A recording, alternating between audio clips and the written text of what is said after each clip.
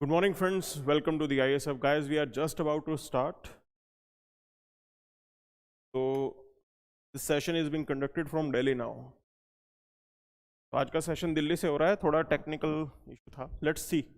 चलिए देखते हैं आज की अखबार क्या खास लेके आई है आपके लिए. And we are hopeful that we will be able to provide you the quality content.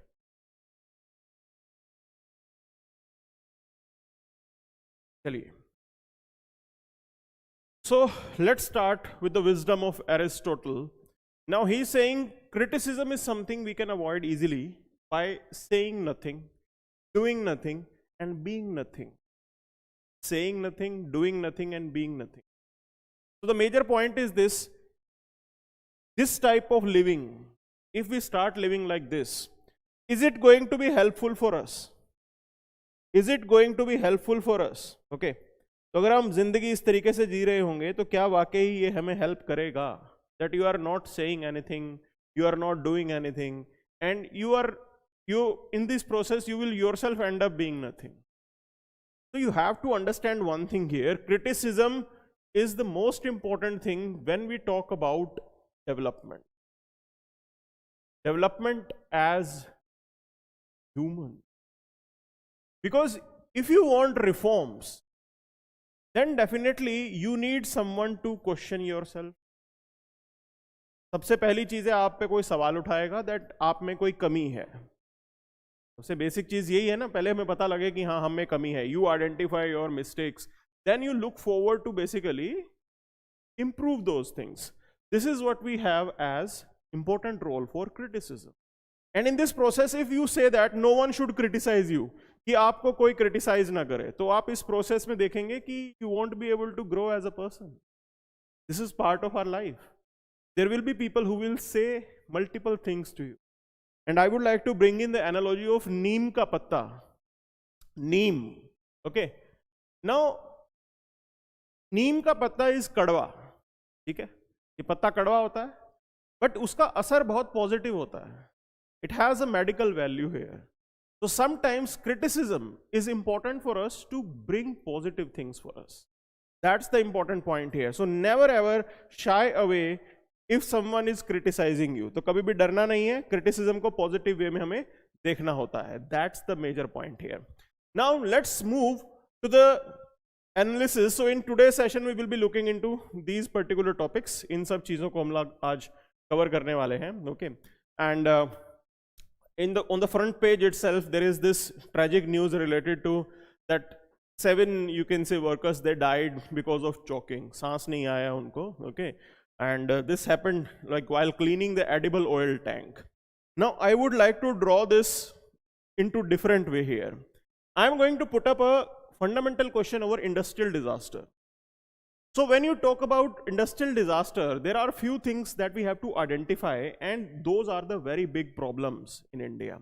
चलो इस केस में तो दम घुटने से someone is dying, but specifically if we talk about chemical based disaster. Now if there is a chemical leak, my point is this: do we have the adequate number of doctors to treat the industrial disaster? क्या हमारे पास वो medical practitioners available होंगे India के अंदर जो कि chemical based disaster को संभाल सके, उन पेशेंट्स को संभाल सके? Okay, so this is a very big, you can say, lagging area in our medical system in India, और हमें इसे जरूर इंप्रूव करना है. That's one part here. Now when we talk about safety measures, so there are different rules that are there. अलग अलग rules हैं यहाँ पे. Okay, fire safety, there are rules, drills, etcetera etcetera etcetera, but those are only on papers. My point is this: do we carry out safety audit? क्या आपको लगता है कि हम रेगुलरली इंडस्ट्री के अंदर सेफ्टी ऑडिट करते हैं in India? Do we have this type of system that regularly this audit will be carrying out कि भी सेफ्टी कैसी चल रही है एक पर्टिकुलर कंपनी की? क्या आपको लगता है इन चीजों को फॉलो किया जाता है? So these are the lagging areas that we have to improve here. तो आने वाले टाइम पे we are hopeful that India is going to be an industrialised nation, हम इंडस्ट्रियल नेशन बनेंगे, बड़ी बड़ी फैक्ट्रियां होंगी हमारे यहाँ पे. सो as those things are going to expand, we have to look into these areas as well, because industrial disasters, they are really, you can say, it can damage the whole society. तो अगर आपको याद होगा Bhopal gas tragedy, it was a major tragedy and like thousands of people they died. So it is not just important for the health of the workers who are working in the factory, ये सबके लिए important है कि impact तो पूरे शहर के ऊपर पड़ सकता है. So this is the point here, and we need to prepare ourselves. अगर आप industrialize होंगे तो doctors और practitioners की भी जरूरत पड़ेगी आपको. Okay, so let's move to the next topic, that is like we will be launching these satellites. So small satellite launch vehicle. Okay, ये जाएगा और मेजरली 3 सैटेलाइट्स जो है यहाँ पे लॉन्च होंगी. One is ISRO's EOS-07, then there is this US based Zunus 1, and there is this Chennai based space startup called Space Kids. Okay, so these satellites, they are to be placed into this order, like this particular orbit, which will be 450 kilometers. ठीक है, ये place यहाँ पे की जाएंगी. Now, first of all, you need to understand, this is the prelims 2016 question that we have. It was around the AstroSat. और UPSC ने major सवाल क्या पूछा? पहले उन्होंने पूछा कि वेट कितना है, okay, then it was about in which orbit it is to be placed, भी 1650 में जाएगा, किस में जाएगा, ये सवाल इन्होंने किया था. क्लियर है? And then it was that कि भी इंडिया से रिलेटेड एक general information. Okay, so in this way the important thing that you have to understand, you should be knowing these satellites are going to be placed in 450 kilometer. ठीक है ना, यहाँ से उस ऑर्बिट में लेके जाएंगे. पहली चीज आपको ये समझनी है. The other thing that you should be knowing here is this EOS-07. Now the weight is going to be 156.3 kilogram. देखिए ये स्मॉल सैटेलाइट है, it can not be big. तो कभी कभी हमें समझना होता है कि हम लॉजिक लगा के भी अपना आंसर कर सकते हैं. स्मॉल सैटेलाइट, माइक्रो सैटेलाइट वो होते हैं छोटे छोटे 10-12 किलोग्राम के. ओके, स्मॉल सैटेलाइट उससे थोड़े रिलेटिवली बड़े होते हैं. तो थोड़ा बहुत ये आइडिया होना चाहिए. Then we have the big satellites. So things are different here. Now logic लगा के चलेंगे. तो EOS-07, the weight is 156 kg. It is developed and designed by ISRO, and this is going to be a major means step that ISRO is going to take in terms of commercial satellite launches. तो अगर आप commercial satellite launches को देखोगे तो ये एक major move है जो इसरो यहाँ पे कर रहा है. काफी इसका impact होगा, positive impact, अच्छा खासा business हमें मिलेगा यहाँ पे. Okay, that's the point here. So one of the reason for launching this particular satellite is that we want to portray it to the world कि भाई हम सस्ते में देखो सैटेलाइट भेजते हैं. अब आपको वेट करने की जरूरत नहीं है, क्योंकि बड़ा सैटेलाइट लॉन्च व्हीकल तो बहुत बाद में जाएगा ना. आपको वेट करने की जरूरत नहीं है. आपकी 4 सैटेलाइट भेजनी है, लाओ हम भेज देते हैं, हमारे पास स्मॉल सैटेलाइट लॉन्च व्हीकल है. ठीक है, किफायती है, बेटर है, अच्छा है. That's the point here, and it is showing to the world that this is safe as well. आपका सैटेलाइट बर्बाद नहीं होगा, आपका सैटेलाइट वाकई अपने ऑर्बिट में पहुंच जाएगा. So this Zunus, that is the US satellite, like it is a technology demonstrator. The weight is 10 kilogram. Okay, ये Antares software platform पे based उनका एक satellite है, it is going there. Then we have this Chennai based, you can say, startup which is sending a satellite 8.7 kilogram का, that is Ajadi Sat. Okay, now it is a combined effort of about 750 girl students across India, guided by Space Kids India, Chennai. Okay, तो ये इसकी overall information है, that should be known to you, and the same information appeared in today's newspaper. तो it will be important that you should cover this. इसको अच्छे से cover करना, आज की अखबार में ही आया है. So that was the thing here. Now let's move to the editorial section. सीधा एडिटोरियल सेक्शन को देखते हैं क्या है यहाँ पे. India must avoid growing into dystopia. Okay, it is regarding the growth model that we need to have. तो ये सवाल पहली बार नहीं किया जा रहा है, ये पहले भी बहुत बार आ चुका है. The fundamental debate is about कैसी ग्रोथ आप चाहते हो. इंडिया के अंदर जॉबलेस ग्रोथ होती है. Okay, jobs that are there, they are specific in, you can say service sector में हो रही है ज्यादातर नौकरियां. इन्वेस्टमेंट भी, if you talk about investment, is also going to be there in service sector. Clear? But you need to understand when you talk about service sector, like I skill intensive. अगर किसी को काम करना है तो वो skill अच्छा खासा होना चाहिए, ओके, उसके अंदर. तो that's the problem here. Problem in the sense that when we talk about Indian masses, तो आप सबको तो इंजीनियर डॉक्टर नहीं बना सकते ना, पॉसिबल नहीं है ये हमारे लिए. अभी तो हम लोग 100% लिटरेसी के आसपास भी नहीं है. तो forget about educating them and making them doctors and engineers everyone, वो चीज़ नहीं होगा यहाँ पे. उसमें बहुत टाइम भी लगेगा. But the point is this, definitely we can, you can say focus on non skilled, okay, और सेमी स्किल्ड जॉब्स. अब छोटी मोटी नौकरी आप इस तरीके से आप लेके आइए नॉन स्किल्ड और सेमी स्किल्ड के अंदर, and the major sector will be manufacturing. तो मैन्युफैक्चरिंग के अंदर आपको फोकस करना पड़ेगा. You have to make sure that we need to have a decent manufacturing base in India. Then only we will be able to adjust our labour force. Otherwise ये चीज possible नहीं होगी, and it is going to be a trouble for us. Clear है? अब देखो, I have added 2 questions here. Past mains के question हैं. This is mains 2014. तो question was around India's demographic dividend. बात सही है, करोगे क्या अगर लोगों के लिए नौकरियां नहीं होंगी तो? यूथ है, ठीक है, यूथ करेगा क्या? अपॉर्चुनिटीज नहीं है तो कुछ नहीं करेगा. Next is mains 2015. The nature of economic growth in India in the recent time is often described as jobless growth. तो ये उस टाइम का ये क्वेश्चन था, because it was stated that between 2003 to 2008 और 2010 अच्छा खासा हमारा जबरदस्त ग्रोथ रेट चल रहा था. सर्विस सेक्टर में डबल डिजिट से ऊपर चल रहे थे हम, बहुत अच्छा चल रहा था काम. And in that process you can से हमारी इनकम, हमारी इकोनॉमी का साइज तो बढ़ गया, बट नौकरियां उतनी नहीं पैदा हो रही थी. तो same thing applies in the present time as well. Now there are some issues, कुछ एक टेक्निकल इशू हैं. आज की डेट में ऑटोमेशन पे फोकस है हमारा. सर्विस सेक्टर आगे बढ़ रहा है, लेकिन सर्विस सेक्टर इतने जॉब्स को क्रिएट नहीं कर सकता, इतने लोगों को अकोमोडेट नहीं कर सकता. स्किल इंटेंसिव है वो. That's the point here. So this is being debated. Now in this particular thing there is another angle that is to be looked into, that is related to the ecology. Okay, एक तरफ unemployment को आपको address करना होगा, दूसरी करनी होगी ecology, environment. Now what type of growth do we want? Do we want growth which creates pollution? क्योंकि ऐसा ही हो रहा है. Look how industrial units are working.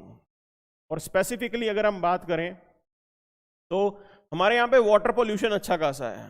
Okay, निर्मल गंगा और ये सब हमने स्टार्ट किया हुआ है, लेकिन अगर आप ओवरऑल ग्राउंड रियलिटी को देखोगे, पानी की क्वालिटी अभी भी उतनी अच्छी नहीं है बहुत जगहों पे. Like today I am in Delhi. Now you must be knowing, Delhi के अंदर बहुत सी नदियां हैं जो पॉल्यूटेड हैं. कैसे पॉल्यूशन हो रहा है? हाउस होल्ड वेस्ट उसमें जाता है. Not only that, the industrial waste is also entering there. Okay, chemicals वो सब इसमें जा रहे हैं. Now it is destroying the marine health of a river system. वो चीज यहां पे हो रही है. तो क्या आप ऐसी डेवलपमेंट चाहते हो? Air pollution, do you want that type of development in your country? तो we have to think about these things as well. कैसा इकोलॉजिकल मॉडल लेके चलेंगे, कैसे डेवलपमेंट करनी है, उसका हमें ध्यान रहना चाहिए. And there is a popular term जो बोली जाती है कि सस्टेनेबल डेवलपमेंट हो. ठीक है, अब सिंपल सा फंडा है, सस्टेनेबल डेवलपमेंट हमने बोल दी, लेकिन there is a dilemma. Dilemma in the sense, sustainable development करने के लिए you will be using the clean energy, you will be using efficient machinery, कि भी कम तेल में जो है काम चले, एफिशिएंट मशीन होनी चाहिए. अब बात ऐसी है, green energy, clean you can say technique, green technique, whatever we may say, we require funds for that. अगर आपको इन चीजों की तरफ शिफ्ट होना है तो पैसे की जरूरत पड़ेगी आपको. पैसे नहीं है तो you won't be able to tell. That's a dilemma. Environment को भी बचाना है और साथ साथ डेवलपमेंट भी प्रोवाइड करनी है. सस्टेनेबल डेवलपमेंट बोलने में अच्छा है, लेकिन पॉसिबल कैसे है? तो ये प्रॉब्लम है हमारे लिए. That's a challenge for us. But here you can see one more thing that is being highlighted, that budget this time had this target of like 9 months का हमारा टारगेट होगा पहले 9 मंथ्स में, आने वाले टाइम में, that 50% greater than what they were. Private investment की बात हो रही है यहाँ पे. और बात ऐसी है, till this time we were just focusing on the public sector investment. हमारे यहाँ पे फोकस चल रहा था कि पब्लिक सेक्टर इन्वेस्ट करेगा, लेकिन पब्लिक सेक्टर कितना ही इन्वेस्ट कर सकता है. तो बात ऐसी है, आपको प्राइवेट सेक्टर को भी आगे लेके आना पड़ेगा. तो ये प्रोजेक्टेड है कि प्राइवेट सेक्टर इधर करेगा. क्लियर है? अब private sector is profit motivated. Now बात ऐसी है, अगर वो क्लीन एनर्जी की तरफ जाएंगे, एफिशिएंट मशीन की तरफ जाएंगे, तो फिर उनका कॉस्ट ऑफ बिजनेस बढ़ता है, सही होगा, cost of business is going to increase, if it is going to increase it will be problem, दिक्कत हो जाएगी यहां पे, okay. So we have to deal with these things here. Technology accessible करवा दी आप, नॉर्डिक कंट्री से आप लेके आ गए टेक्नोलॉजी, आपने उनसे हेल्प ले ली, they are sharing the technology, okay fine, but the point is this, your industrial units, are they using those technology, क्या वो पेनिट्रेशन हो पाएगा? And other point is this कि भाई ठीक है, पेनिट्रेशन करवाने के लिए you have to give subsidy, government has to provide some subsidy, कुछ सब्सिडी तो देनी ही पड़ेगी आपको, that's the point here, okay.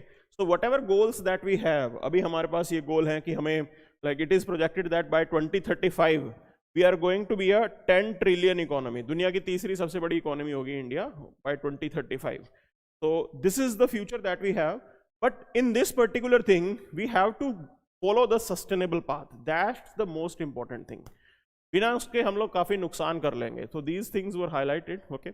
Now please this is the question that we discussed yesterday, चलिए आगे बढ़ते हैं। This is again you can say related to your GS paper 2, talking about India France partnership here। Now you should be knowing one thing here, देखिए 2 years back in 2020 there was this question about India Japan, clear, 2019 में भी आज हुआ था, पता नहीं exact 2019 में होगा मेंस में, India Japan relationship। Now it was unexpected question at that time, but there was a major event कि भी India Japan partnership को कुछ साल हो गए थे, okay। This time again when we talk about India France relationship, we are celebrating 25 years of our strategic partnership, it means that probability of question on India and France is going to be high, तो chance है कि ये सवाल आपसे किया जा सकता है। Now these are the facts that we have, we are maintaining good equation with each other, and even after independence France helped us a lot। तो हमारे न्यूक्लियर प्रोग्राम में, peaceful nuclear program I am talking about, okay, I am talking about nuclear program जहां से हम electricity energy generate कर रहे थे, France helped us a lot, France बहुत अच्छे से सपोर्ट करता था हमें, and it didn't criticize us, okay। Other countries were reluctant to help out India, but France was ready। तो पहली चीज तो आपको ये समझनी है कि आफ्टर इंडिपेंडेंस हमारा इक्वेशन अच्छा था, okay। Then you have to understand few more things here। In 1998 we carried out blast, हमने एक और blast किया 1998 में, and global powers they put sanction on India, तो बाकी कंट्रीज ने इंडिया के ऊपर लगा दिए sanction, and here again France they played important role to dilute some of the stringent sanctions on India। तो जब भी हमें जरूरत पड़ी है तो फ्रांस ने हमें हेल्प जरूर की है, that's the part here। Now when you talk about bilateral relation, अब देखो इतनी पॉजिटिव चीजें हैं, लेकिन बायलेटरल ट्रेड की बात करें, it is just 12.42 billion। I am saying that this is a challenge, ये हमारे लिए चैलेंज होगा, because you have to increase it if you truly want to show this to the world that you are having good equation with each other. देखिए India US, India China, इनका जो trade है that is in more than 100 billions, India China का trade 138 billion touch कर गया, मतलब it was surprising for me, okay. Same goes with India US, like we are trading them a lot, तो if you are saying that you are maintaining good trade relations, तो आप उतना तो number दिखाओ ना, so this number is highly inadequate, तो ये number तो बहुत कम है, that's the point here, okay.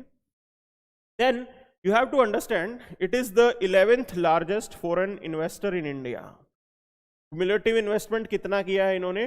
$10 billion का इन्वेस्टमेंट किया है पिछले 22 सालों में, कुछ ज्यादा नहीं है ये, ठीक है। तो ये हमारी आज की रियलिटी है रिलेशन की। Scope is definitely there, there are areas where we can cooperate with each other, okay। These are the steps that we have taken to further enhance our equation। तो ये हम एक एक करके देखेंगे। Vicky is saying sir should we read separately IR or newspaper is enough? See Vicky, the point is this, IR अगर आपको read करना है, okay, then you have to update yourself because every day new things are going to be there, and in that updation newspapers are really effective source। So if you are reading any article or editorial in The Hindu or Indian Express, it is your duty to update it in your notes, IR के लिए अलग से book बनाओ, notebook बनाओ और उसके अंदर इन सब फैक्ट्स को अपडेट करो. तो today I will be mentioning about these points. अब ये सारे पॉइंट्स हैं क्या? ये इंडिया फ्रांस रिलेशन पे अगर क्वेश्चन आता है तो आपका ये आंसर है. Okay, this is nothing but a straightforward answer to be written in India France relation.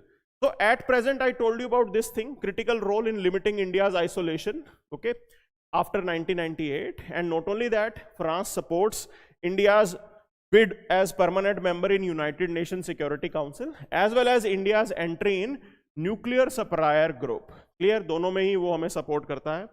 Then we both came up with International Solar Alliance in 2015, और ये हमारा joint effort था, ये सबको पता है यहाँ पे. Clear? Not only that, we do have a strategic document, that is joint strategic vision of India-France cooperation in Indian Ocean region here. So strategically, diplomatically, in international relations, means on international platforms, we are working with each other. That's the point here. Clear? Then India-France in September 2022 agreed to set up Indo-Pacific Trilateral Development Cooperation Fund. Indo-Pacific Trilateral Development Cooperation Fund, UAB है इसके अंदर. So this is how we are looking forward to cooperate with each other. और काफी अच्छा है ये, और internationally काफी role play किया है फ्रांस ने हमारे लिए. Now we'll move to the next topic, which is about China and Ukraine-Russia war. तो ये कह रहे हैं कि भैया चाइना का stand क्या है यूक्रेन-रशिया वॉर को लेके. Because if you observe the statements that were made by, you can say, Chinese leadership, it was neutral. Lekin these experts are saying it may be looking neutral to you, but in reality it is not. They have this tilt towards Russia. So pro-Russia neutrality hai China ki. Clear hai? Now there are multiple actions that Chinese took which shows the same thing. One thing is this UN resolution. So there were 7 UN resolutions that were introduced to criticize Russia on different things. कि भी human right किया, इन्होंने ये किया, this and that. Out of them, China blocked 3 veto power use करके, and on 4 occasions didn't take part. This is how China is acting here. ये pro Russia tilt है एक तरीके से. अब देखो बात ऐसी है, every country thinks about their national interest. Okay, so Chinese are saying that they should not criticize Russia like Western countries. बात ऐसी है, India also abstained from voting. सिर्फ चाइना नहीं था, मतलब when this resolution were to be introduced, India also abstained. तो ये national interest तो सब country चलाते हैं अपना. तो ये भी कैसा कह रहे हैं कि pro Russia है इनका approach. Okay, now you have to understand how things have turned up. As Western sanctions on Russia has increased, Russia is becoming more dependent on China. That's the point here. And the major point is this, ये globally देखने में US को या Western countries को इतना फर्क नहीं पड़ता, but this is not in Indian interest. ये हमारे interest में बिल्कुल भी नहीं है. That Russians are becoming more dependent on Chinese. ये हमें जरूर इंपैक्ट करेगा, ये वेस्टर्न कंट्रीज को करे ना करे हमारे लिए नुकसान हो रहा है. और experts they pointed out this thing that India should persuade US, समझाए उनको कि भाई रशिया को इतना पुश मत करो. ये यूक्रेन रशिया वॉर से पहले की सिचुएशन है, तब भी ये चीज बोली जा रही थी. Indian diplomats, experts, they were of this opinion, one should not push Russia to the wall, कि उसके पास कोई ऑप्शन ही ना रहे कि अब कुछ नहीं हो सकता, अब तो सिर्फ चाइना का फ्रेंड बन के रहना पड़ेगा. This is what is happening here. Russian economy, they are dependent on China. That's the point here. China is buying arms from them. China is buying oil from them. India ने तो Russia से हथियार लेने अब थोड़े कम कर दिए हैं, but China तो ले रहा है. So this is how things are. And they have this comprehensive strategic partnership. This is how they are working together. So Russians, they also have skepticism about expansion of NATO. Russia को problem है कि NATO expand हो रहा है.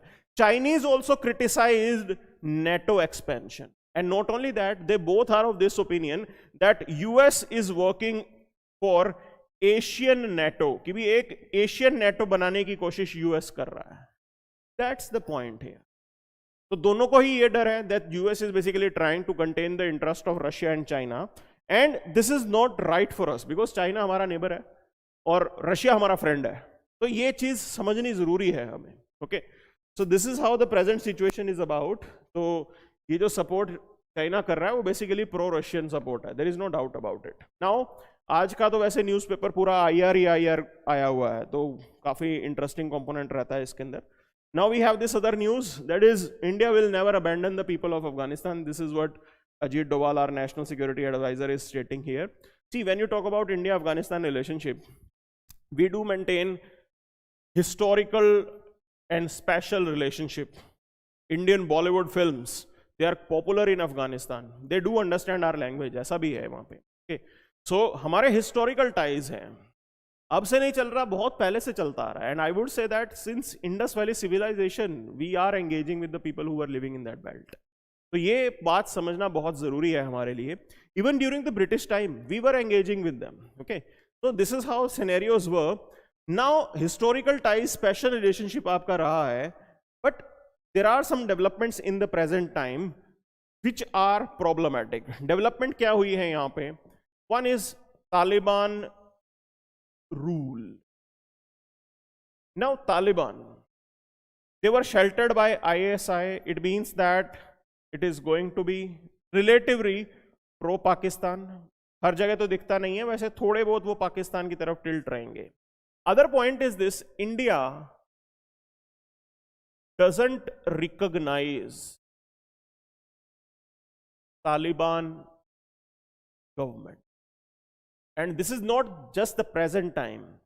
Even in the past, in 90s, when there was Taliban rule in Afghanistan, we didn't recognize it.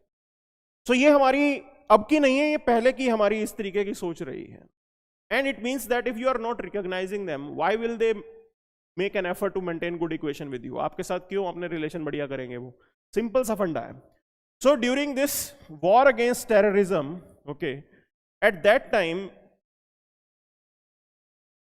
we were supporting the Afghan government. हम Afghan government को support कर रहे थे, अशरफ गनी एंड ऑल. तो थिंग्स वर वर्किंग ठीक है, but after the withdrawal of US, एकदम से तालिबान यहां पे आ गया. And it was not in line with the Indian interest. Now, not only that, we invested heavily for the development of Afghanistan, specifically for the infrastructural development there. तो अगर आप infrastructure की बात करो तो काफी चीजें हमने provide की हैं. There was this idea to connect this arrangement. We provided the highway network there. We invested in the construction of dam. Okay, their parliamentary building. This assistance was provided by India. And not only that, if you talk about soft touch, scholarship to the Afghan students, okay, skill development, these things were carried out by India there. Now, right now, Taliban is there, and somehow there are, you can say, threats to Indian investment. कि जो भी gain हमने किया, billion of dollars हमने खर्च किए for the people of Afghanistan. So threat is that all those things will go in vain. डर ये है कि सब नुकसान हो जाएगा हमारा. That's the point here. So Ajit Doval, he's putting up few things here. He's highlighting major things that Afghan territory should not be used for terrorism. अब ये डर कैसे है? सबसे बड़ा डर ये है, देखिए, there is a threat that Afghan jihad is over now. This was sort of a jihad against US. Okay, ऐसा वो बोलते हैं. So people and security expert, they are of this opinion that now Pakistan is free, ISI free है, मतलब अफगानिस्तान का तो settle कर लिया उन्होंने ISI ने. There is this threat, this Afghan jihad might be diverted towards Kashmir. और जो फाइटर्स अफगानिस्तान में लड़ रहे थे, अब जिसको बंदूक ही चलानी आती है वो और काम क्यों करेगा? तो उनको ये डर रह रहा है कि those fighters, they may be shifted to Kashmir, and that is going to be a major security threat for us. वहां हमारे लिए सरदर्दी बहुत बढ़ने वाली है, ये डर है. तो this is how you can say Ajit Doval is making this statement that Afghan territory should not be used for terrorism. But we have multiple examples where Taliban, they are having ties with Lashkar-e-Toiba, Hizbul Mujahideen, and these are anti-India groups. तो ये बात समझना जरूरी है यहाँ पे, तो हमारे लिए इसलिए डर है थोड़ा सा. Then I told you about this thing. We have not recognized the Taliban administration there, but when it comes to providing humanitarian aid, whosoever is in power in Afghanistan, we are with the people of Afghanistan. और ऐसा ही कह रहे हैं कि हम अफगानिस्तान के लोगों को नहीं छोड़ेंगे in the sense we will keep on providing assistance to them, and in line with that Indian union budget it has left 200 crores for the humanitarian aid to the people of Afghanistan. 200 crore हम अभी भी दे रहे हैं। Whenever you can say when Afghanistan was facing this crisis, food crisis था वहां पे, हमने wheat की बोरियां and rice we were sending them, okay? So this is how things are. तो कोई भी रूल कर रहा है लेकिन हम उनकी हेल्प कर रहे हैं। देखो 2022 में प्रीलिम्स में ये सवाल था, which one of the above border with Afghanistan, बताइए किनका बॉर्डर लगता है, that was the question here, clear है? Now if you look into this, Azerbaijan तो बहुत दूर है, अजरबैजान तो यहां कहीं दिखेगा ही नहीं। तो अगर हम एलिमिनेशन टेक्निक भी लगा लेंगे ना, थोड़ा भी आइडिया है हमें, ओके, अगर यही हटा दोगे तो you will be left with just one option, clear है? तो ये बात समझो, यहां पे अजरबैजान कहीं दिख नहीं रहा, अजरबैजान इधर है। तो अगर आप थोड़ा सा भी लॉजिक लगाओगे, बहुत आसान है ये सवाल करना, एलिमिनेशन से आपका आगे क्वेश्चन हो जाएगा। Now the point is this, let's look into the map. This is, you can से, Afghanistan does make border with India, boundary India के साथ भी टच होती है। आप ये मत सोचना दैट दिस इज पाक occupied Kashmir, but it is Indian territory, okay? So never confuse yourself regarding this particular point that it is part of India. ये इंडिया का ही पार्ट है भाई, इसको ये मत सोच लेना कि ये बाहर की चीज है, समझे? तो इस तरीके से कंफ्यूज मत हो जाना। Now Afghanistan has border with China, ये देखिए यहां पे बॉर्डर लगता है, वखान कॉरिडोर है ये, okay? It has border with Tajikistan, Uzbekistan, Turkmenistan, Iran, Pakistan as well as India. So ये आपको मालूम होना चाहिए। चलिए let's move to the next news, that is US will not sanction India for buying Russian oil, okay? So US earlier they were, you can say, blaming India that इन्होंने sanction क्यों लगाए। तो basically this section have been brought by West to basically teach Russia a lesson कि Russia के ऊपर एक restriction होनी चाहिए, ओके? एक इकोनॉमिक सैंक्शन लगा के may be Russia should stop. This is their thinking here. Now what happens is this, India was buying oil, China was buying oil. अब देखो, two major energy consumers, they both were buying oil despite these sanctions। तो हमने परवाह नहीं की उन sanctions की, हमने जो है ये oil हम खरीदते रहे। What happened was that the impact of these sanctions were diluted, but we were guided by our national interest। हम तो अपने national interest से चलेंगे। national interest क्या है? We have to provide economic development, हमें provide करना है economic development, okay? And in that case we will be needing cheap oil, हमें तो सस्ता तेल चाहिए। तो जहां पे भी सस्ता ऑयल मिलेगा आपको चाहिए, because we are importing, we don't have domestic production, major हम इंपोर्ट करते हो, that's the point. And internationally the prices of oil was sky rocketing at that time. भाई कौन $125 पर बैरल पे तेल खरीदेगा? तो आपको सस्ता मिल रहा था उस टाइम पे, आपने ले लिया। What has happened over the time, Now these Western countries they recognize this thing कि भाई ये strategy तो काम नहीं कर रही, लोग तो खरीदते जा रहे हैं। So they put up a cap, price cap लगा दी, that no country will buy Russian oil above $60 per barrel। $60 पर बैरल से ज्यादा दाम कोई कंट्री रशिया को नहीं देगा। This is what their cap was about। It is in line with Indian interest. So they are saying that as India is buying this oil below $60 per barrel, there is no problem with US। $60 से ऊपर का दाम अगर हम देंगे तब US को problem है। अब देखो उन्होंने बड़ा स्मार्टली डील किया, उनको ये लगा कि लोग तो खरीदते रहेंगे। Now they are thinking that let's allow people to buy Russian oil, but Russia should not gate revenue. तो इंटरनेशनली अगर $90 पर बैरल चल रहा है, तो आज रशिया का तेल आप $60 पर बैरल से ही लोगे। This is how it is, means Russia will make less money.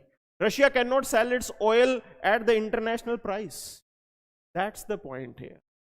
लेकिन रशिया में क्या जाता है, तेल के कुएं हैं, निकालते जाओ बेचते जाओ, okay? This is how it is. So that's the major development here.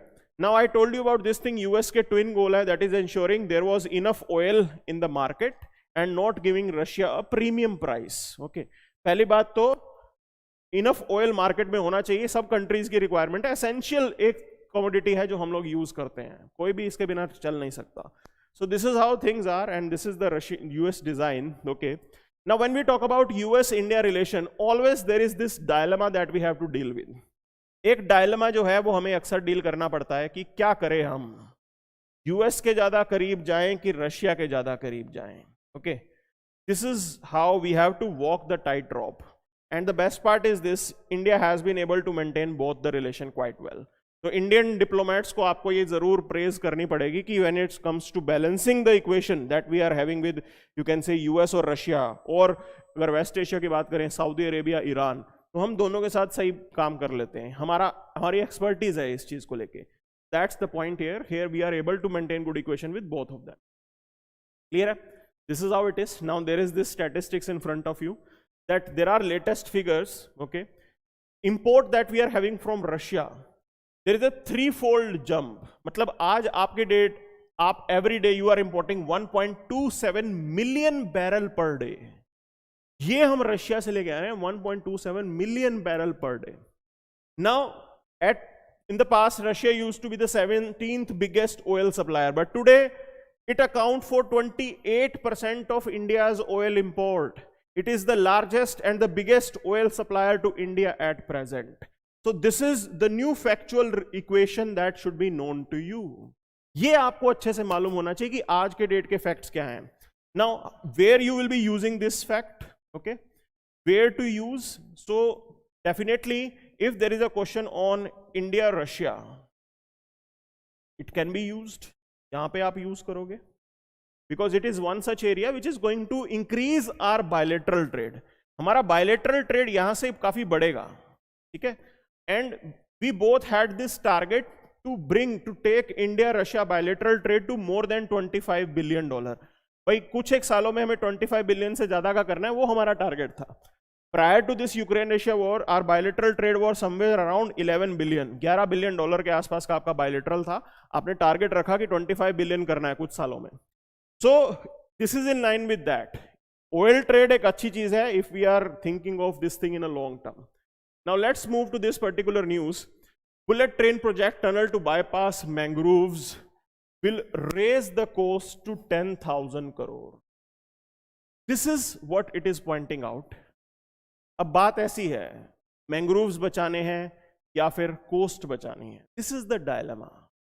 Not only this, when we talk about urban infrastructure, okay, now to facilitate urban infrastructure, metro चलानी है and other things, lot of trees are cut.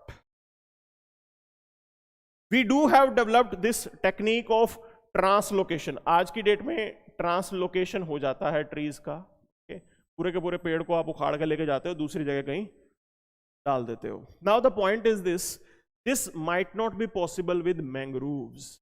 Mangroves के case में ये possible नहीं है, translocation possible नहीं है, because these mangroves they are found only in a specific ecosystem. एक कुछ एक एरियाज में ये हो सकते हैं, स्पेशल कंडीशंस में ये होते हैं. So this is how it is important that we need to address this problem here. Now it is going to be challenging. आसान नहीं होगा. आसान इसलिए नहीं होगा, पहली बात, mangroves they are important for us. Important in the sense they have the ecology and it is species rich. बहुत सारी species हैं वो mangroves के ऊपर dependent होती हैं. It's a very important source for promoting your tourism industry. और अगर आप मुंबई की बात करोगे, मुंबई सिटी की बात करें हम, तो मैंग्रोव्स देखो बहुत थोड़ा सा ग्रीन कवर है मुंबई के अंदर. मैंग्रोव्स ही हैं वो मेजर ग्रीन कवर मुंबई में. ओके, तो you have to understand this thing. This is how they play really important role. अच्छा, कोस्टल गार्ड की बात करेंगे तो कोस्टल गार्ड में from the storm surge, okay, अगर स्टॉर्म सर्ज होता है, so mangroves they act as a coast guard. It will protect the coast. So this is how it is playing important role here. Tsunami के time पे भी wave की pace को slow down करने का काम मैंग्रोव्स करता है.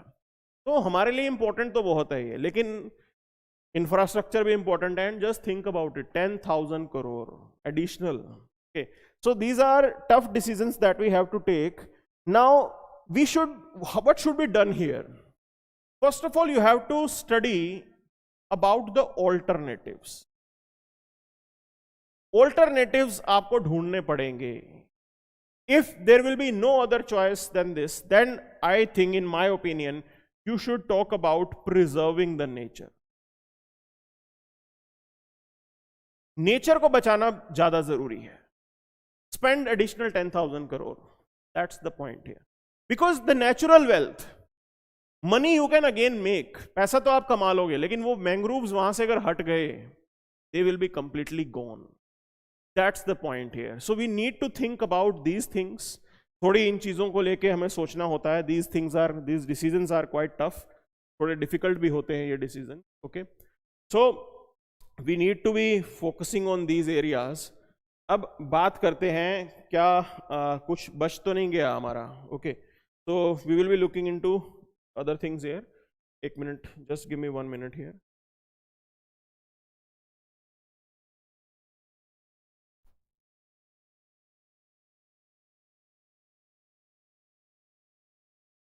So I'll open up the newspaper for you. देख लेंगे अखबार में कुछ बच तो नहीं गया. Now on the front page, Modi ji खुश हो रहे हैं. He is talking about more criticism. Opposition is going to show more. You can say BJP is going to expand here. Now you have to understand one point here. When we talk about these things, we have to recognize the role of opposition.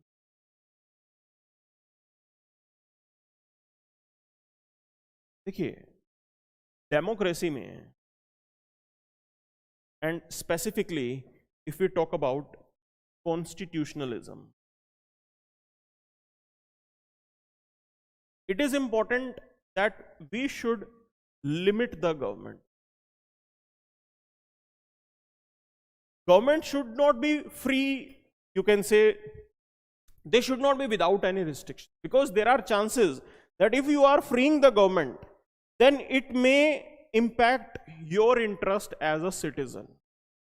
Because without restriction, government can turn up to be authoritarian. आपकी सरकार authoritarian हो सकती है और वो आपके interest में नहीं है.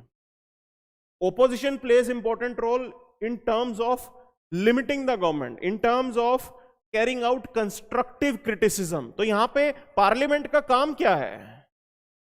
Constructive criticism करना. But the problem is this constructive criticism is missing in the present time. ये आज के डेट का सबसे बड़ा चैलेंज है. And when we debate about whether our parliament is functioning or not, it shows that your parliament is not debating, not functioning. Debate उस quality के नहीं होते हैं. तो ये आज की डेट के चैलेंजेस हैं जो हमें समझने होंगे. वेल, मोदी जी तो खुश हैं, बट चलिए आगे बढ़ते हैं. क्लियर? तो this was there on the front page, and other than that between कुछ खास आज आया नहीं है. सीधा हम आगे बढ़ते रहेंगे, देखते रहेंगे, कुछ बचेगा उसको देख लेंगे, एक बार कवर कर लेंगे. तो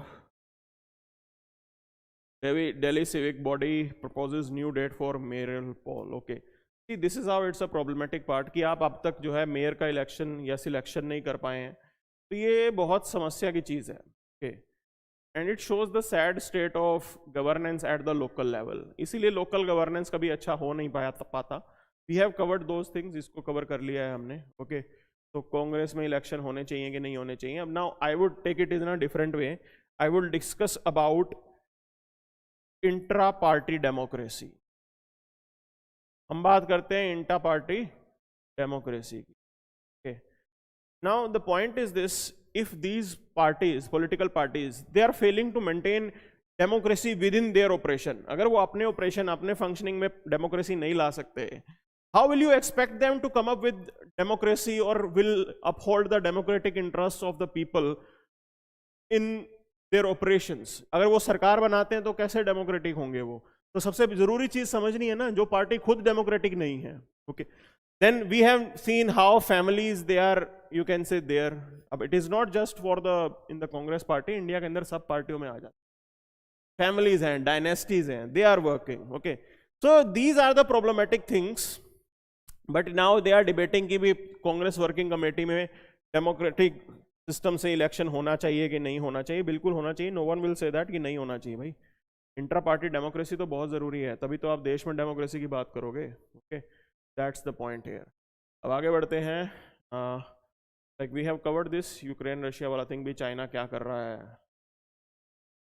तो now for bruise feeling rootedness in the vote, okay. So Bru community, now they moved from Mizoram to Tripura. अब देखो हुआ क्या है, they have been given the voting rights in Tripura, they are settled there, 14,000 people, this is the total number. So they are being settled here. Now this is really important that we deal with these things here. Now not only this, आप देखिए एक problem है India के अंदर, internal refugee. This is a major problem in India. अब ये law and order की वजह से होता है, that one community they end up targeting others, okay. And the point is this, to handle these things we don't have any policy. आपके पास policy नहीं है, आपको पता ही नहीं होता कि how things will move, where they are to be settled. Settle हो जाएंगे तो how you will be providing them with basic amenities, वो किस तरीके से प्रोवाइड होंगे, वो चीज हमें इतना आइडिया नहीं होता है. तो we need to come up with some policy regarding this.